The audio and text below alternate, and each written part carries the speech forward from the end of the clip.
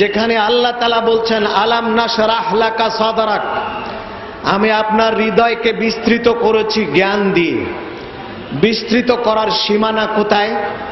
হাদিস শরীফে এসছে হুজুর পাক সাল্লাল্লাহু আলাইহি সাল্লাম কত দূর দেখতেন।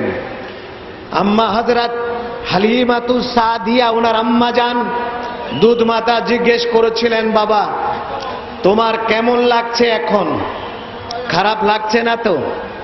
রাসূলুল্লাহ বলেছেন, মা আমার ব্যতিক্রম একটাই লাগছে, আমি যখন উপরের দিকে তাকাই তখন চন্দ্র সূর্য নক্ষত্র এগুলো ভেদ করে তার উপরে আমি সিদরাতুল মুনতাহা দেখতে পাই।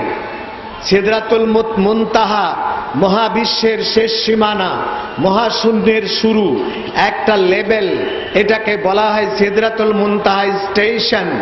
এখান থেকে উপরে খালি যায়।